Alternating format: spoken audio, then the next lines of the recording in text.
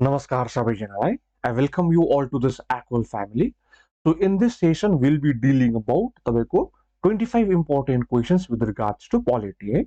So एउटा सानो सूचना द्याट इज तपाईँको लास्ट विक है अस्तिको हप्ता I was away from my place एउटा सानो मेडिकल इमर्जेन्सी आएको थियो हाम्रो फ्यामिलीमा है सो त्यही विषय लिएर I had to live my place and had to go somewhere else है त्यो ट्रिटमेन्टको लागि सो त्यसै कारणवश आई कुन्ट पोस्ट हाम्रो जुन चाहिँ अहिले यो सिरिज चल्दैछ द्याट इज 25 इम्पोर्टेन्ट क्वेसन्स या फिर 30 important questions with regards to every individual subject है सो त्यो सब्जेक्ट्स लिएर I couldn't post video as I was away from my place त्यही कारणवश त्यो एउटा भिडियोको कन्टिन्युटी नहोस् च्यानलमा एउटा सिरिजको कन्टिन्युटी नटुटोस् भनेर आई ह्याड टु पोस्ट जुन चाहिँ मेरोमा रेकर्डेड भिडियो थियो सो त्यसैले I had to post average है approx 4 videos I have posted with regards to average है त्यसमा 4टा इम्पोर्टेन्ट लेक्चर्स मैले ह्याड कभर्ड र त्यो मेरोमा सिरिजको कन्टिन्युटी नटुटोस् भनेर I had posted that video है अबाउट द एभरेज सो त्यसरी नै आई रिटर्न यस्टरडे है र त्यसरी नै आजदेखि I'm continuing my series with regards to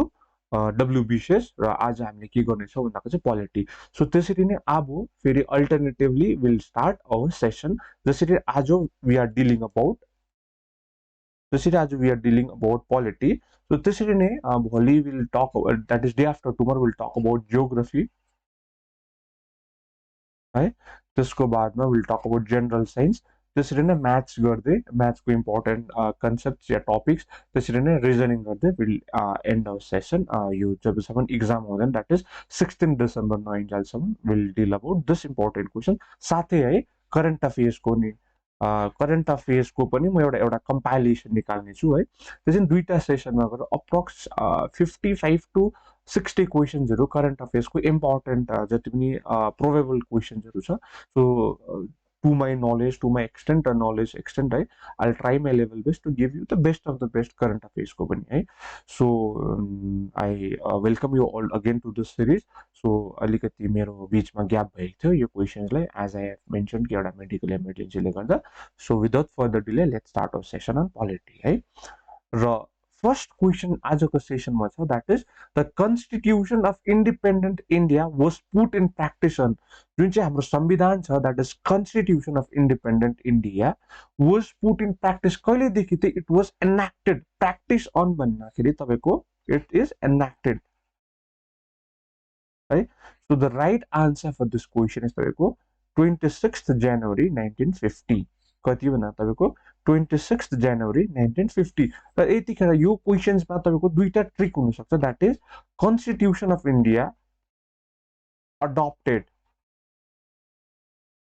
कहिले हो कन्स्टिट्युसन अफ इन्डिया एनाक्टेड कहिले हो so when was constitution of India adapted भन्दा द्याट इज तपाईँको 26 नोभेम्बर 1949 र when it was enacted or when it was put in practice it is on 26th January 1950 so यो दुईटा चीज तपाईले याद गर्नुस् adapted constitution of India adapted कहिले भएको थियो त्यसको 26 नोभेम्बर 1949 और it was enacted in 26 January 1950 so the right answer for this question is 26 January 1950 right so moving on to next question that is the president of the constituent assembly of 1946 जुन चाहिँ constituent assembly बन्यो that is कन्स्टिट्युसनलाई बनाउनको एउटा assembly गठन भएको थियो र त्यसको प्रेसिडेन्ट चाहिँ को हुनुहुन्थ्यो भन्दा चाहिँ the president of the constituent assembly of 1946 was doctor Rajendra Prasad doctor Rajendra Prasad was elected as the president of constituent assembly अब एउटा सानो तपाईलाई कमेन्ट सेक्सनमा हेर्नुस् कि कन्स्टिट्युएन्ट एसेम्ब्ली कहिले बनिएको थियो when was constituent assembly formed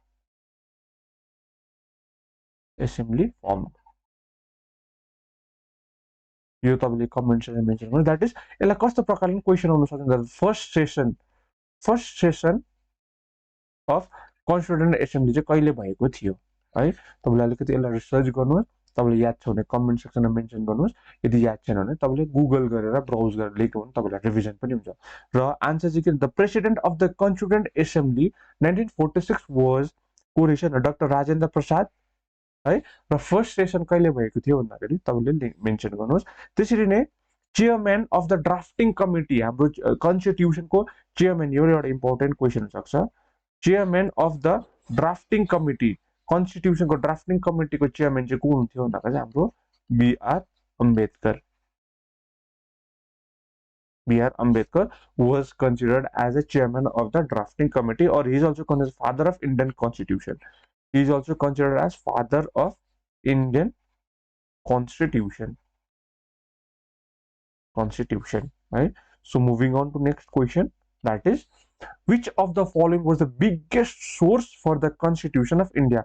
जुन चाहिँ Constitution बनायो हाम्रो संविधान त्यसबाट बिगेस्ट सोर्स चाहिँ कहाँबाट चाहिँ ज्यादा हामीले बोरो गरेको थियौँ कुन चाहिँ एउटा यस्तो एक्ट थियो जसलाई चाहिँ हाम्रो कन्स्टिट्युसनको नीव भनेर मानिन्छ that is source biggest source of Indian constitution and this could be an important question है so which of the following was the biggest source for constitution of India the right answer for this question is that government of India act 1935 है so जुन चाहिँ the government of India act 1935 is considered as the biggest source for the Constitution of India. Right? This is the Government of India Act 1919 Q. It is also called as Montague Chelmsford Reform. Chelmsford Reform. कहिले भएको थियो यो पनि 1919 है त्यसरी नै तपाईको 1909 मा के भएको थियो मोरले मिन्टो रिफर्म यसमा के भएको थियो तपाईको सेपरेट इलेक्टोरेटको विषयमा बात गरेको थियो सेपरेट इलेक्टोरेटको विषयमा 1909 मा मोरले मिन्टो रिफर्म चाहिँ बात भयो त्यसरी नै 1990 जसलाई चाहिँ हामीले मोन्टेग्यू क्लेम्सफोर्ड रिफर्म भन्छ यसमा what we had talked about we are talking dyarchy in the province dyarchy in the province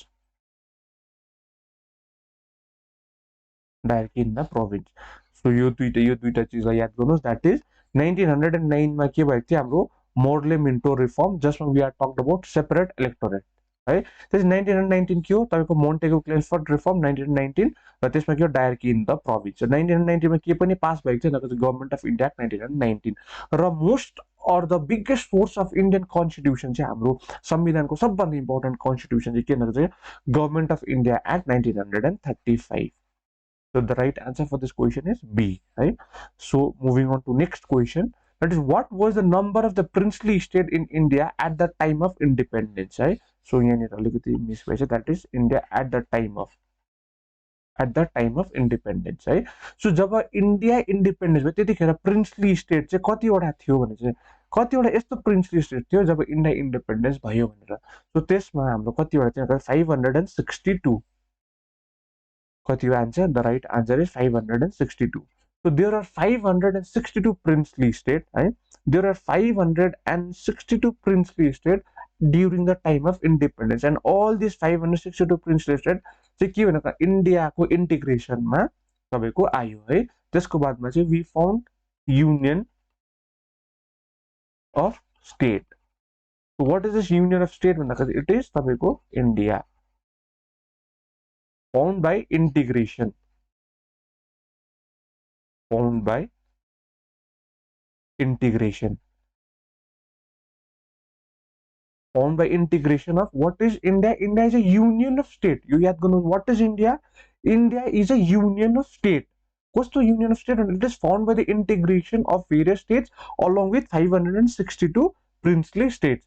So it may come in the exam key what was the number of princely states in India during the time of independence. So the number is 562 princely states, right? त्यसमा हाम्रो कुन चाहिँ they wanted to remain so के भयो भन्दाखेरि जब India independence भयो त्यतिखेर India independence हुँदा चाहिँ कस्तो खालको इन्डिया इन्डिपेन्डेन्स एक्टमा कुन चाहिँ प्रकारको प्रावधान राख्यो भन्दाखेरि चाहिँ there were princely states and यो 562 princely state could join India could join Pakistan or could remain independent.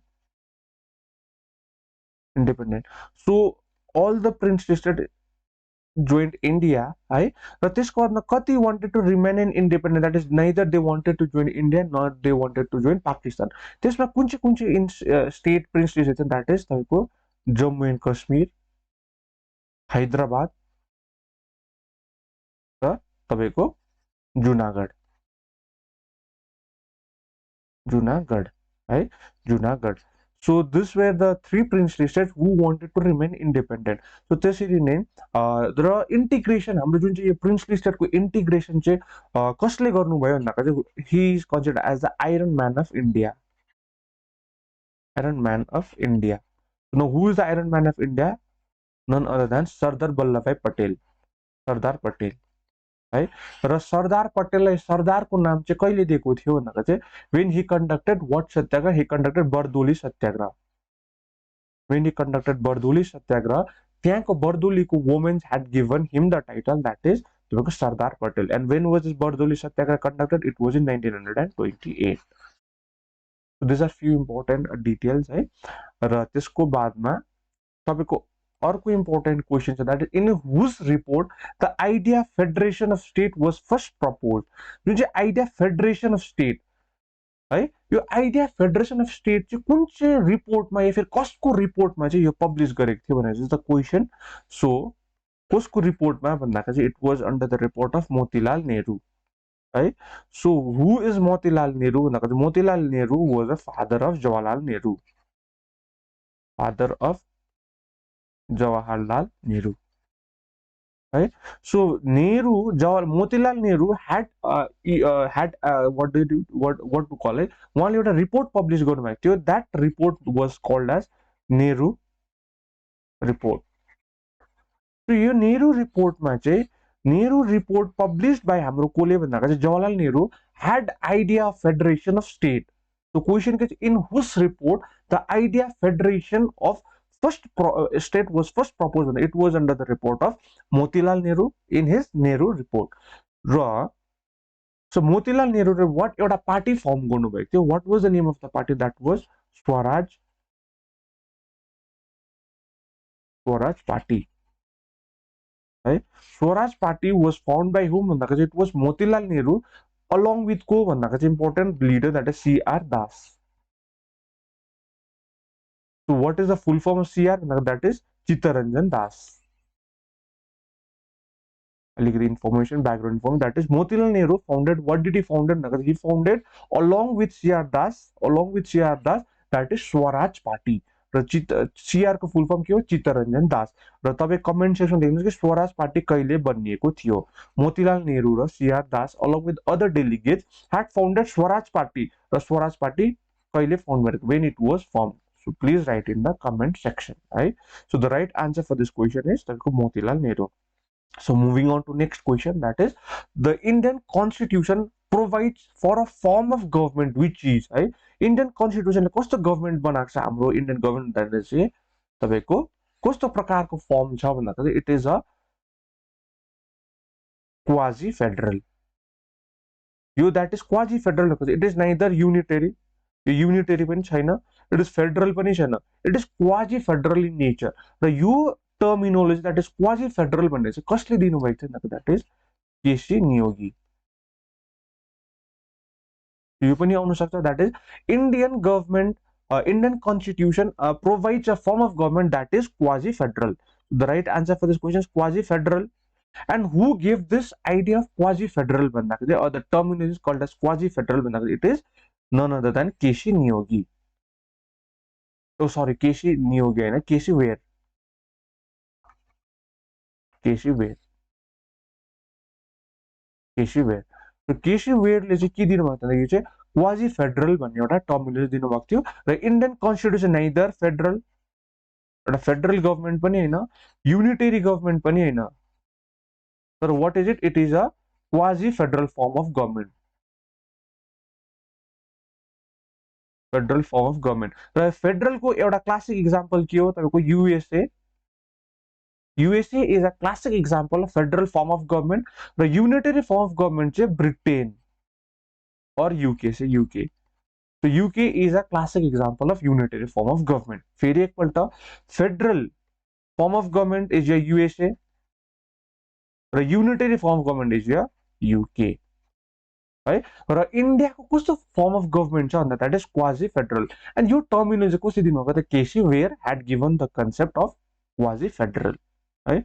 So moving on to next question, that is the preamble to the Constitution of India declares India as.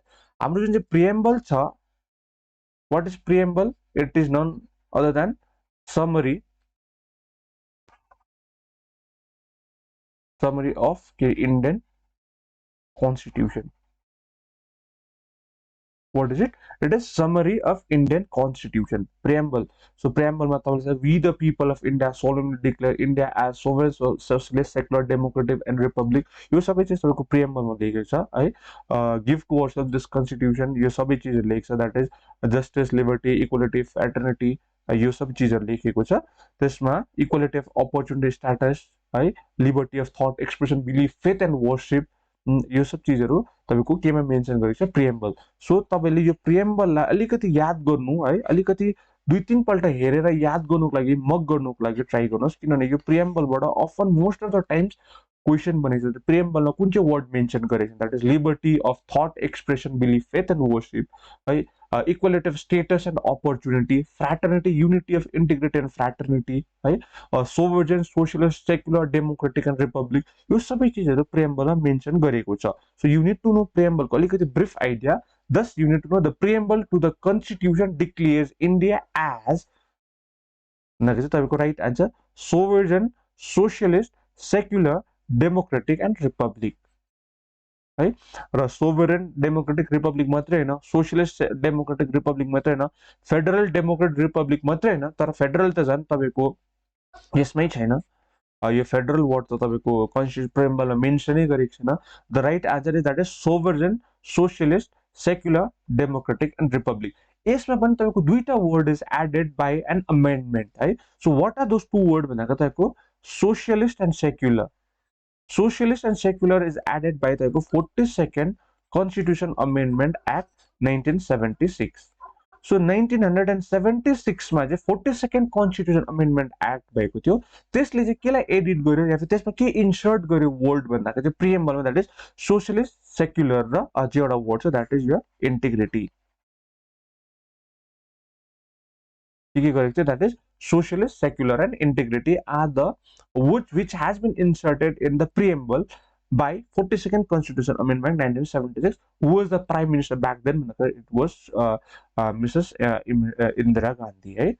Sorry, Srimati Indira Gandhi was the Prime Minister back then. Kunje word, that is socialist, secular, the integrity are added by the 42nd Constitution Amendment Act. So preamble अलिकति याद गर्नुस् तपाईले के छ त्यसमा, जस्तै equality of status, opportunity, liberty of thought, expression, belief, faith and worship है, unity, integrity, फ्र्याटर्निटी, यो सब चीजहरु मेन्सन गरेको छ है. सो ट्राई टु एक दुई पल्ट हेरेर जानुस्. प्रिएम्बलमा अफन क्वेशन बन्यो भने यस्तो क्वेशन बनिन्छ है.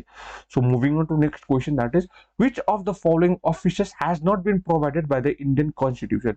कुन चाहिँ एउटा यस्तो अफिस छ जसलाई चाहिँ इन्डियन कन्स्टिट्युसनले प्रोभाइड गरेको छैन? has not been, यो याद गर्नुस् है, has not been provided by the Indian Constitution. So the right answer for this question, that is Deputy Prime Minister है. Deputy Chairman of Rajya Sabha is there. Deputy Chairman of Rajya Sabhaलाई provide गरेको छ Indian कन्स्टिट्युसनले. Deputy speaker of लोक सभालाई provide गरेछ. Deputy speaker of तपाईको state legislative assembly पनि यो अफिसहरुलाई प्रोभाइड गरेको छ. तर डेप्युटी प्राइम मिनिस्टर लाई चाहिँ कन्स्टिट्युसनले प्रोभाइड गरेको छैन.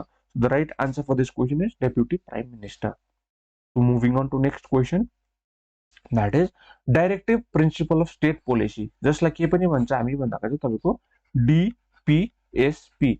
र यो DPSP कुन चाहिँ पार्ट हो भन्दाखेरि that is part 4 of Indian Constitution है. It is the part 4 of Indian Constitution.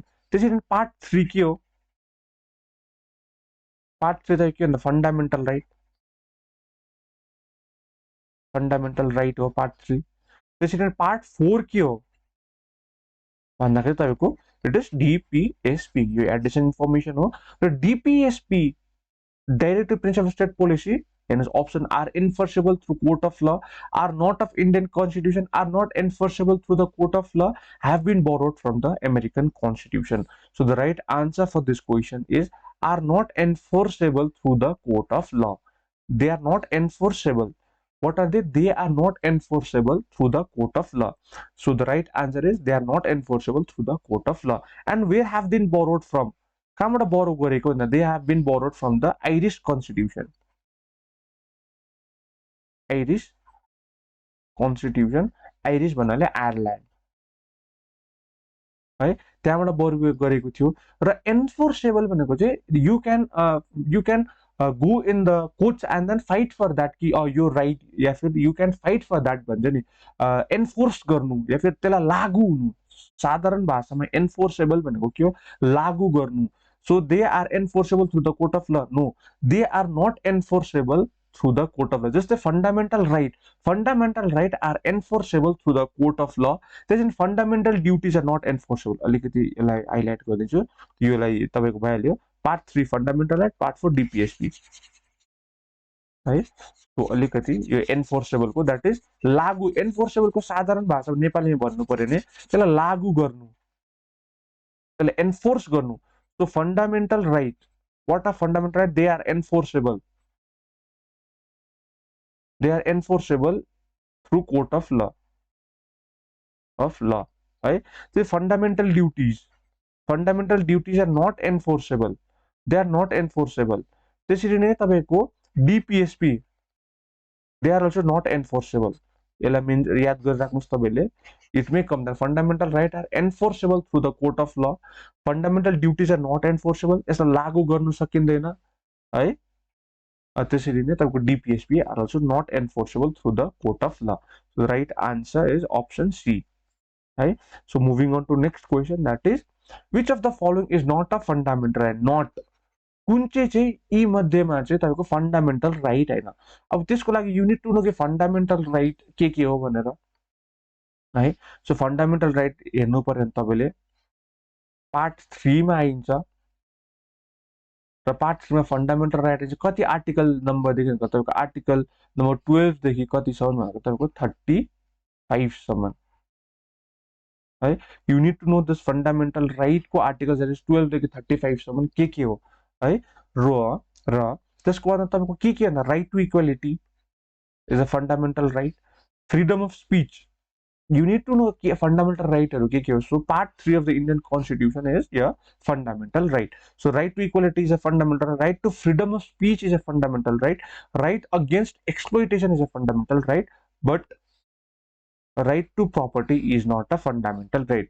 Though right to property was a fundamental right, but it was removed है। तपाईले यो याद गर्नुस् कि राइट टु इक्वालिटी, अब यो कुन चाहिँ नम्बर आर्टिकलमा हो? You need to know. This is example दिन्छु, right to equality is under article 14। Article 14 मा चाहिँ right to equality is mention, that is 14 to 18 मा राइट टु इक्वालिटी छ। तपाईको 14 देखि 80 सम्मको आर्टिकलमा right to equality falls. So freedom of speech, so यो कुन चाहिँ आर्टिकलमा पर्छ? राइट अगेन्स्ट एक्सप्लोइटेसन, यो कुन चाहिँ आर्टिकल नम्बर हो? So you should know all this. त्यसै कारणले तपाईलाई याद हुन्छ कि के आर्टिकल्सहरु हो। यो कन्स्टेन्ट रिभिजन गर्नुभयो भने you might be able to elimination टेक्निकले जति थाहा छ त्यसले गर्दा नट भन्दाखेरि फंक्सन गरेर तपाईले you can eliminate the wrong answers and then you can get the right answer है। सो त्यसरी नै राइट टु इक्वालिटी कति article 14 to 18। Right to freedom तपाईले याद गर्नुहोस्, कमेन्ट सेक्सनमा लेख्नुहोस् कि के हो right to freedom, that is freedom of speech कुन चाहिँ नम्बर आर्टिकलमा हुन्छ। राइट अगेन्स्ट एक्सप्लोइटेसन हेर्नुहोस् तपाईले 23, 24 कुन चाहिँमा हो तपाई हेर्नुहोस्। तपाईको राइट अगेन्स्ट एक्सप्लोइटेसन, अर्को right against trafficking of human beings हेर्नुहोस् 23, 24 दुईटामा कुन चाहिँ हो? राइट अगेन्स्ट 23 फर्ममा फल गर्छ कि 24 मा फल गर्छ? So you must know all this article numbers so that you can come to the right answer है। So right to property, so right to property initially was a fundamental right. Article number 31 was right to property, but then there was an amendment which made to the removal of this right to property. So you write in the comment section, that is your त लेख्नै पर्यो तपाईलाई कि freedom of speech कुन चाहिँ आर्टिकलमा, right against exploitation कुन चाहिँ आर्टिकलमा। त्यसैले right to property was removed, it falls under article कति? आर्टिकल 31 है। Article 31 it was removed by which among the following constitution amendment act. कुन चाहिँ कन्स्टिट्युसन अमेन्डमेन्ट एक्टले चाहिँ राइट टु प्रपर्टीलाई फन्डामेन्टल राइटबाट रिमुभ गरेको थियो। न what is right to property? न right to property is a के राइट भन्दाको चाहिँ तपाईँको it is a constitutional right, किनभने कन्स्टिट्युसनमा मेन्सन गरेको छ कुन चाहिँमा भन्दाखेरि आर्टिकल 300A मा। यो पनि एउटा इम्पोर्टेन्ट one liner information हो, that is right to property is removed, right to property is removed from the fundamental right by which amendment यो मेजर गर्नुहोस्, and it falls now under the तपाईँको के right भन्दाको चाहिँ constitutional right. So कति number आर्टिकलमा यसलाई major mention गरेको छ, that is article 300A is your now right to property, right? So let's move to next question, that is in which part of the Indian constitution the concept of welfare state find its elaboration? कुन चाहिँ यस्तो part of the Indian constitution छ जसमा चाहिँ welfare स्टेटको विषयमा चाहिँ हामीले एलाबोरेसन पाउँछ? सो कुन चाहिँ आर्टिकल सरी कुन चाहिँ पार्ट अफ द इन्डियन कन्स्टिट्युसनमा चाहिँ कन्सेप्ट अफ वेलफेयर स्टेटको विवरण गरिएको छ भने चाहिँ the question. So the right answer for this question is तपाईँको डाइरेक्टिभ प्रिन्सिपल स्टेट पोलिसी है। So directive principle state policy कुन चाहिँ पार्ट हो भन्दा अघि मैले मेन्सन गरेँ article part 4A of the Indian constitution, र प्रिएम्बल के हो तपाईँको summary of the Indian constitution. Fundamental right कुन चाहिँ पार्ट भन्दा चाहिँ पार्ट 3 मा, र फन्डामेन्टल ड्युटी कुन चाहिँ भन्दा चाहिँ पार्ट 4A, याद गर्नुहोस् यो पनि part 4A। Part 4 is a DPSP, part 4 is a DPSP, र पार्ट 4A के हो भन्दा फन्डामेन्टल ड्युटिज कहिले एड गरेको भन्दा that is added by a 42nd constitution amendment act. So initially जब कन्स्टिट्युसन बनियो द्याट इज 26 जनवरी 1950 मा जब कन्स्टिट्युसन एनाक्टेड भएको थियो त्यतिखेर fundamental duty was not there in the constitution, but when there was this 42nd Constitution Amendment Act 1976, fundamental duty was added in the Constitution, right, with an amendment. So DPSP, what is it? It has a concept of welfare state, and it finds its elaboration in part 4A, part 4. यसमा DPS मा तीनटा भाग छ DPS को, that is तपाईँको socialist principal, त्यसको बादमा तपाईँको गान्धीयन प्रिन्सिपल, र अर्को के हो भन्दा तपाईँको liberal principle. So you must know कि यो सोसियलिस्ट प्रिन्सिपलमा के आर्टिकल्सहरू छ, के मेन्सन गरेको छ। त्यसैले गान्धीयन प्रिन्सिपलमा तपाईँको के जस्तै organise village panchayat, it falls under तपाईँको गान्धीयन प्रिन्सिपल। तपाईँको promote village industry, that is small scale cottage industries, यो केमा Gandhian principle. Liberal principle to promote international peace and security, that is article 51। यो सब चिजहरू तपाईँले अलिकति डिटेलमा जब डिपिएसपी च्याप्टर पढ्नुहुन्छ त्यसमा अलिकति डिटेलमा जानु भने you can definitely answer all this questions है। र मैले अलिकति information that is socialist principle छ, गान्धीयन प्रिन्सिपल छ, लिबरल प्रिन्सिपल छ। सो डिपिएसपी कन्टेन्टमा you should go through it है। So moving on to next question, that is which of the fundamental right was described by doctor Ambedkar as heart and soul of the constitution? कुन चाहिँ यस्तो एउटा article छ, कुन चाहिँ यस्तो आर्टिकल छ जसलाई चाहिँ doctor BR Ambedkar, know who is doctor BR Ambedkar, Hee is the father of Indian constitution है। फादर अफ इन्डियन कन्स्टिट्युसनले चाहिँ कुन चाहिँ यस्तो संविधानको कुन चाहिँ यस्तो एउटा आर्टिकल छ त्यसलाई चाहिँ heart and soul of the constitution भनेर गर्नुभएको छ? So right answer is your right to constitutional remedy. के हो भन्दा तपाईँको राइट टु कन्स्टिट्युसनल रेमेडी है। So excuse me, so it is article number 32। So article number 32 चाहिँ के हो भन्दा तपाईँको right to constitutional remedy. So त्यसरी नै राइट टु प्रपर्टी अघि मैले भनेको आर्टिकल कति हो भन्दा 31 थियो, तर यसलाई रिमुभ गरेर चाहिँ कुन चाहिँमा लिगल राइटमा द्याट आर्टिकल 300A मा हालिदियो बाई एन अमेन्डमेन्ट। त्यो तपाईँले मेन्सन राइट टु रिलिजन, यो कुन चाहिँ आर्टिकलमा पर्छ comment section, because it falls under which number article? A fundamental right. So right to constitutional remedy is under article 32. It is considered as what? It is considered as, it is considered a heart and soul of the Indian constitution by whom? हाम्रो chairman of the drafting committee, that is Dr. B.R. Ambedkar.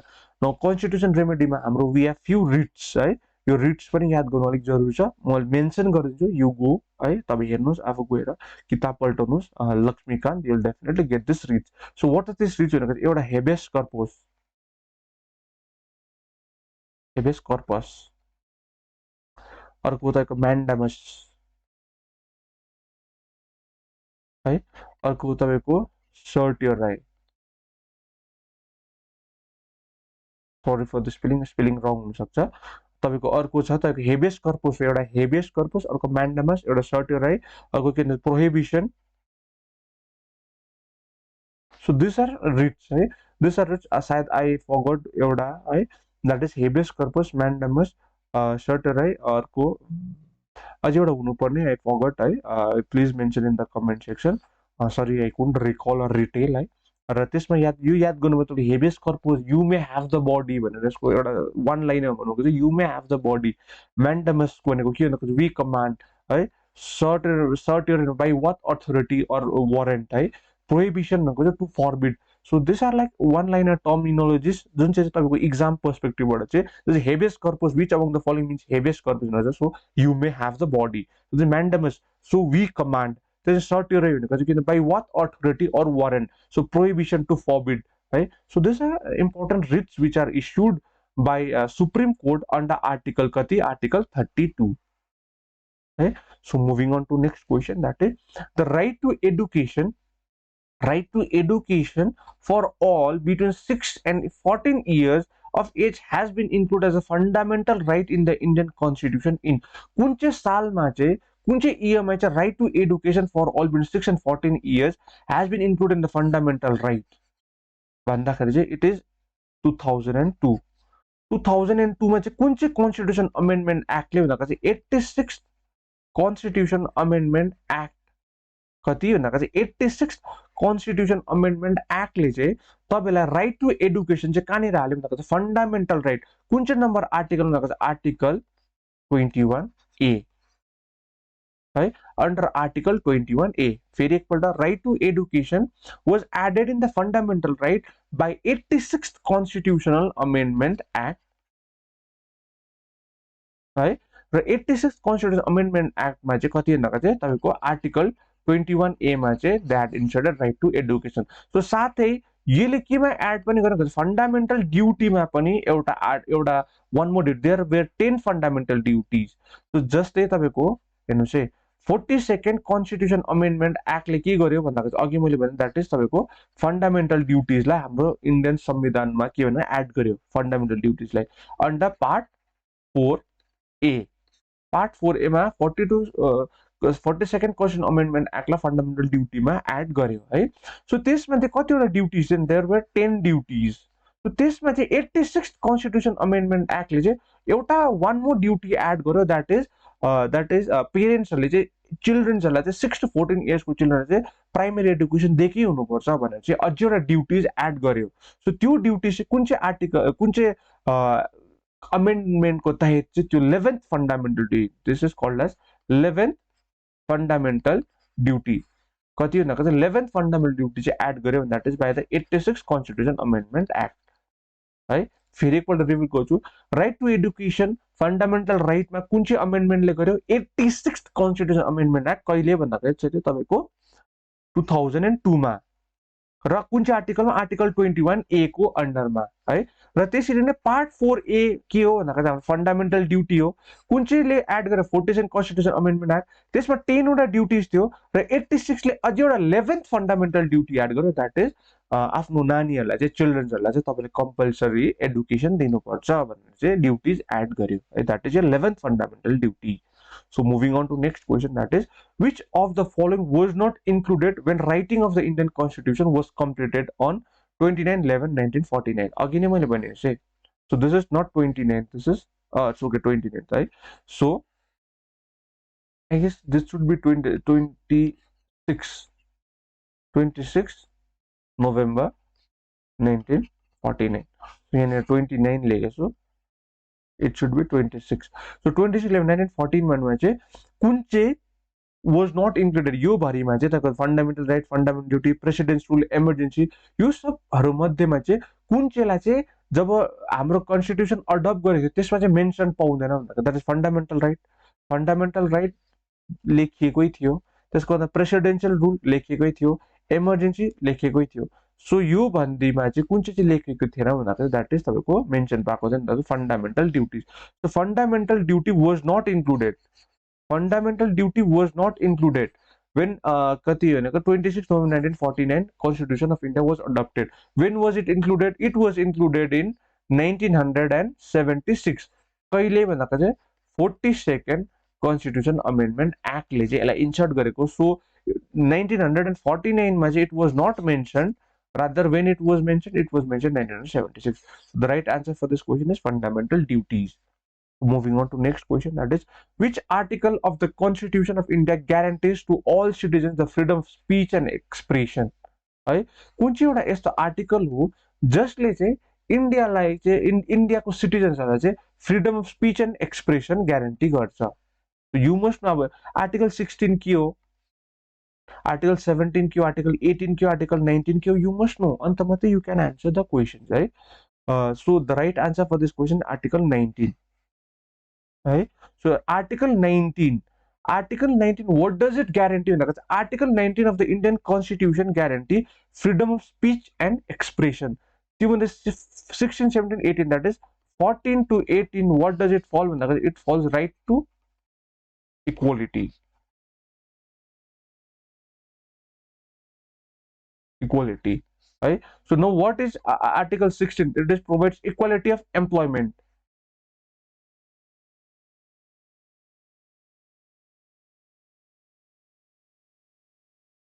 Equality of employment, or equality for employment, equality of employment, right? Article 17, what does it guarantee? Abolition of untouchability, right? Article 80, what does it guarantee? It guarantees removal of title, abolition of title.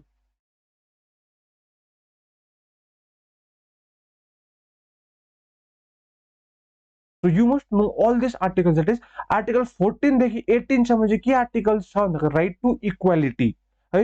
र 14 to 18 भित्रमा article what does 16 provide?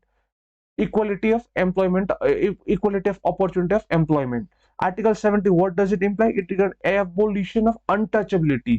Article 18, what does it do? It talks about abolition of titles, right? So त्यसरी नै Article 19, what does it talks about? It talks about freedom of speech and expression. So the right answer is about D.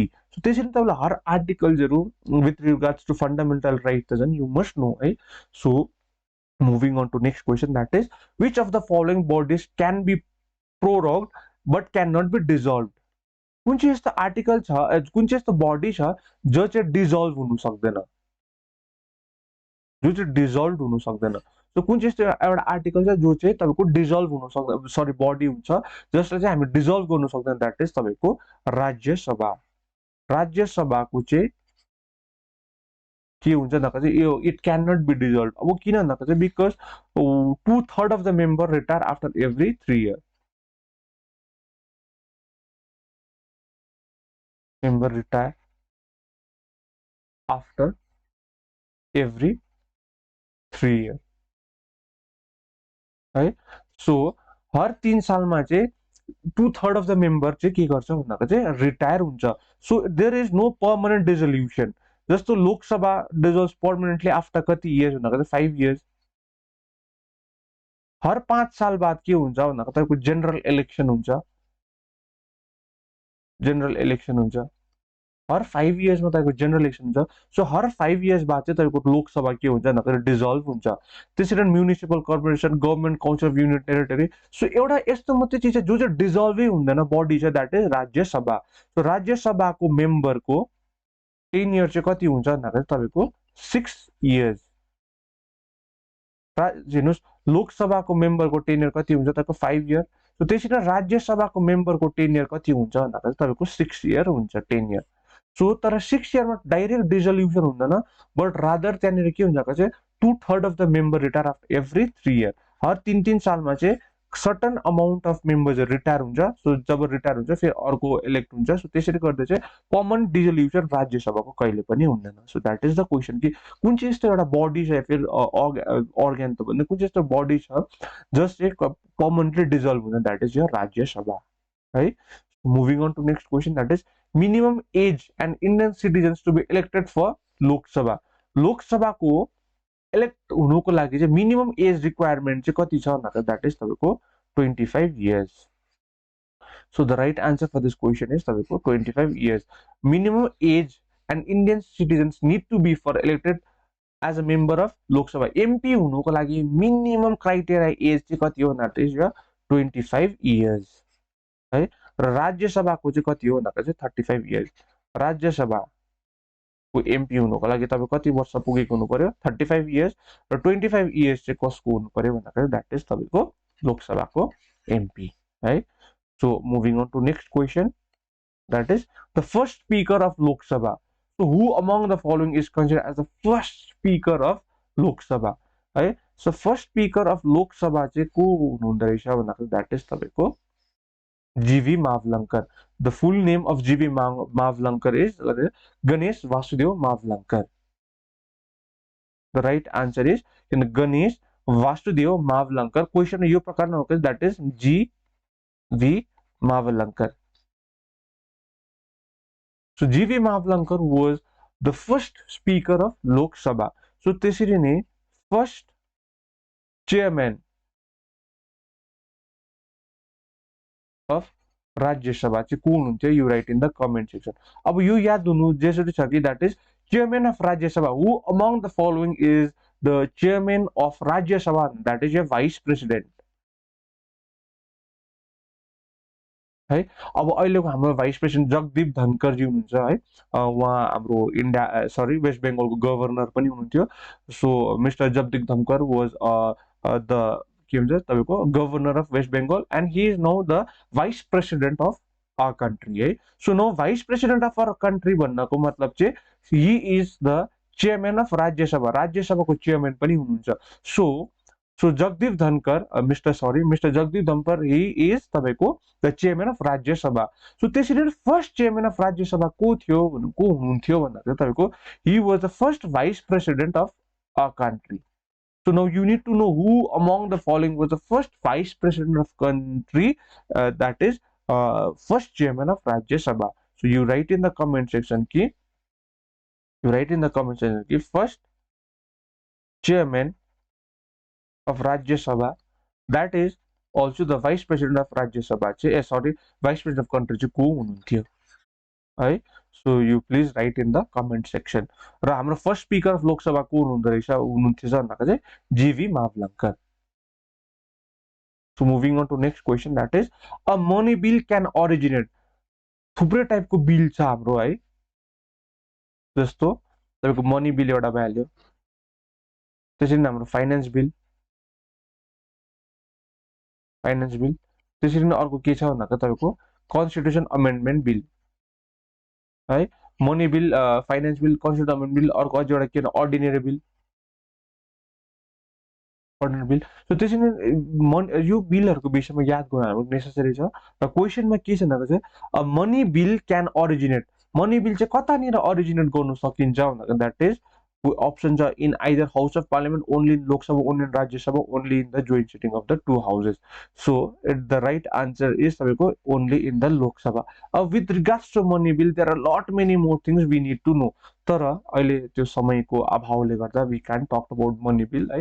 र यदि याद गर्नुस् कि money bill चाहिँ कतानिर originate गर्न सकिन्छ भन्दा चाहिँ money bill can only be originated in the Lok सभा. मनी बिल यस्तो बिल हो त्यसलाई चाहिँ कहाँ मात्रै इन्ट्रोड्युस गर्न सक्छ भन्दा दैट इज इन द तपाईको लोक सभा. सो आर्टिकल कतिमा मनी बिल आउँछ भन्दा चाहिँ आर्टिकल 110. आर्टिकल 110 मा जति पनि चीजहरु आइन्छ त्यो फल्स अन्डर यो मनी बिल. फेरि एकपल्ट article 110. Article 110 deals with money bill है. र यु नीड टु नो. त्यसरी नै जोइन्ट सिटिङ, यहाँ जोइन्ट सिटिङ छ. अब जोइन्ट सिटिङ कुन चाहिँ आर्टिकलको अन्डरमा छ जोइन्ट सिटिङ, यो write in the comment section. जति मैले दिँदैछु तपाईलाई कि कमेन्ट सेक्सनमा लेख्नुहोस् भनेर. If you can contemplate on it and if you can search in the Google और if you know, if you write in the comment section, तपाईको आफ्नो रिभिजन हुन्छ. त्यही कारणले I ask you to write. It's not that कि I can't tell you कि कुन चाहिँ आर्टिकलले जोइन्ट सिटिङ बस्नु सकिन्छ या फिर जोइन्ट सिटिङ के हो. र तपाईले त्यो लेख्नुहुन्छ तपाईको रिभिजन पनि हुन्छ. So this is very helpful and beneficial for you as well है. त्यसले गर्दा म अलिकति मोटिभेट हुन्छु कि people are watching my content है and they are finding it interesting and they are participating it भन्ने even I can get motivated from that. So please write in the comment section कुन चाहिँ आर्टिकलले joint सिटिङलाई दर्शाइन्छ है. So the right answer for this question is money bill can originate only in Lok Sabha. So moving on to next question, that is the opposition party status is accorded to a political party in the Lok Sabha only if it captures है. Opposition पार्टीको दर्जा चाहिँ कुन चाहिँ पार्टीलाई मात्रै दिनु सक्छ. अपोजिसन पार्टीको दर्जा त्यही पार्टीलाई मात्रै दिनु सकिन्छ जसले चाहिँ कति सिट्स कति पर्सेन्ट अफ सिट चाहिँ लोकसभाको क्याप्चर गर्नु सक्छ. That is 10% of seat. Say लोकसभाको टोटल सिट्स कति छ भन्दा 552 है. 552 लोकसभामा सिट छ. लोकसभामा सिट्स कति छ भन्दा 552 सिट्स छ. सो अब यसको 10% अफ सिट्स है, द्याट इज 10% अफ 552. 10% अफ 550 जति सिट्स, यदि त्यो सिट्स 10% अफ 550 कति हुन्छ क्याल्कुलेट गर्नुहोस् र भन्नुहोस्. र त्यति seats had to be occupied a party, only then it can be recognized as a opposition party. फेरि एकपल्ट भन्छु, अपोजिसन पार्टीको दर्जा त्यही पार्टीलाई मात्रै दिन सकिन्छ जसले चाहिँ 10% of 552. So 10% of 552 you need to calculate. किनभने म्याथ्समा पर्सेन्टेजको एकदमै हुन्छ. So I don't want to do it right now. So तपाईँले भन्नुहोस् कि 10% अफ 42 कसरी निकाल्न सकिन्छ. 10/100 इन्टु 552. सो यो प्रकारले क्याल्कुलेट गर्नुहोस् यसलाई. सो जति आउँछ त्यति percent of seats had to be captured among 552 by any of the party, only then that party can be considered as an opposition party. So you need to know what percent, that is 10% of seats, that is 552 ma 10% को seat चाहिँ it had to be captured by an party to be recognized as a opposition party. So this could be an important question किनभने 2024 मा, that is 2024 मा हाम्रो general election हुन गइरहेको छ. So 2024 मा हेर्नुहोस् है, 2024 मा हाम्रो जनरल इलेक्सन हुन गइरहेको छ. त्यसै सन्दर्भमा you need to know all this calculations with regard to election है. So moving on to next question, that is consider the following statement. अब यो टाइप अफ क्वेसन्स डब्ल्युबिसी अलिकति कम्ती नै आउँछ है, डाइरेक्ट क्वेसन ज्यादा आउँछ. सो तर पनि यो एउटा हेर्नुहोस् कि Rajya Sabha is a permanent body. Lok Sabha can make laws on subject mentioned in the state list. Every member of Rajya Sabha is entitled to a maximum term of 5 years. So consider following statement only. A and 2, 1 and 2 is correct, 1 and 3 is correct, 2 is correct, 1, 2 and 3 all are correct. So यसमा अब हामीले हेर्नु one by one एउटा statement, that is Rajya Sabha is permanent body. अघि नै भने Rajya Sabha कहिले पनि dissolve हुँदैन है, because 2/3 of the member retire after every 3 years. है. So Rajya Sabha is a permanent body. So यो त राइट रहेछ यो स्टेटमेन्ट त. Rajya Sabha is a permanent body. के हो Rajya Sabha? Rajya Sabha is a permanent body. Very true. यो right रहेछ, यो राइट छ. It can never dissolve. त्यसको बाद अर्को इम्पोर्टेन्ट स्टेटमेन्ट, द्याट इज लोक सभा can make laws and subject mention in the state list. तीनटा लिस्ट छ हाम्रोमा, द्याट इज स्टेट लिस्ट, हाम्रो युनियन लिस्ट र कन्करेन्ट लिस्ट है.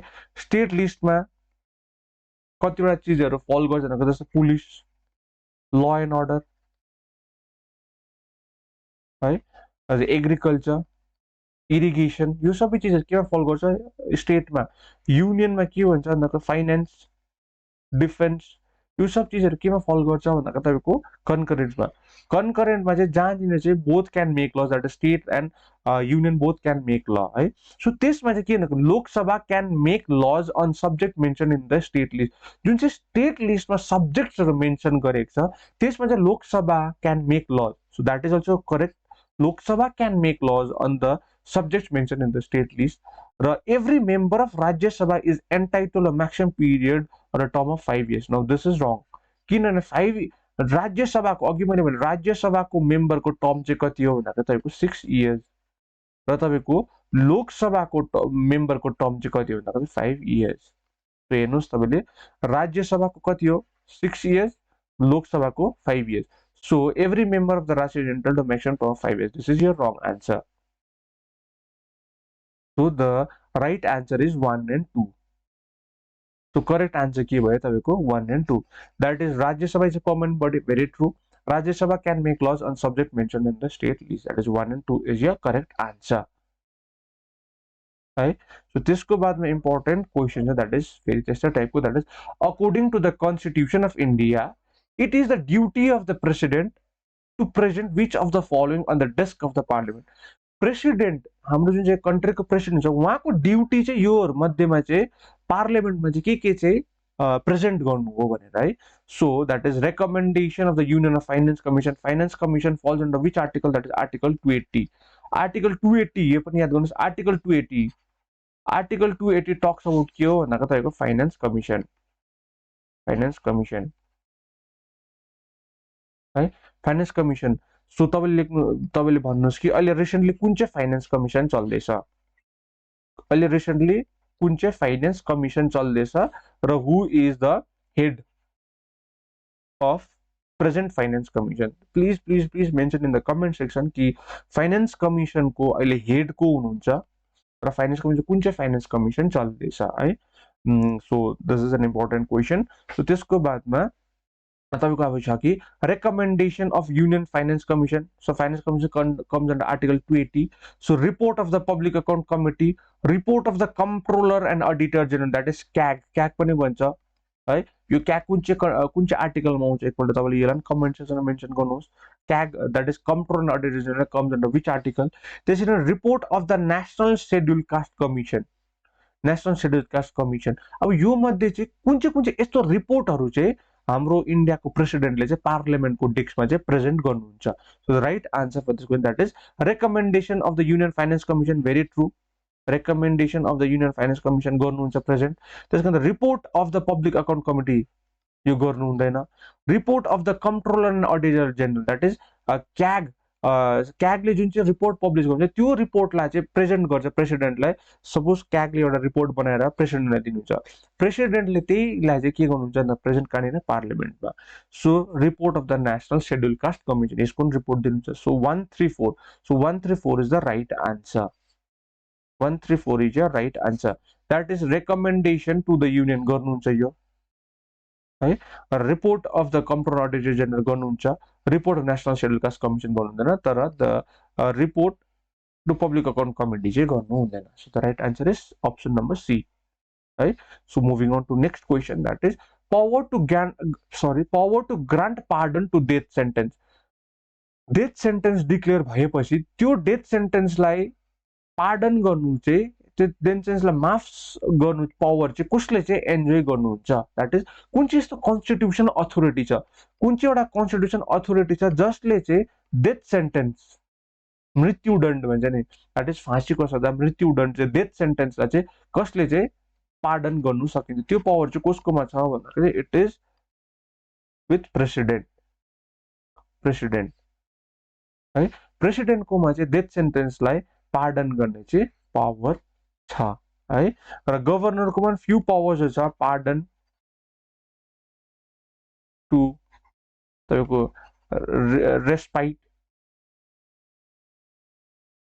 है कुनै पनि चिजलाई पार्डन गर्ने क्षमता छ, तर डेथ सेन्टेन्सलाई पार्डन गर्ने क्षमता चाहिँ ओन्ली कसकोमा छ भन्दाको चाहिँ प्रेसिडेन्टकोमा छ। यो याद गर्नुहोस् द्याट इज गभर्नरकोमा छैन डेथ सेन्टेन्सलाई है। र गभर्नरको दुईटा पावर छैन that is death sentence and court martial. Court martial कहाँनिर हुन्छ भन्दा चाहिँ इन द डिफेन्स फोर्सेस।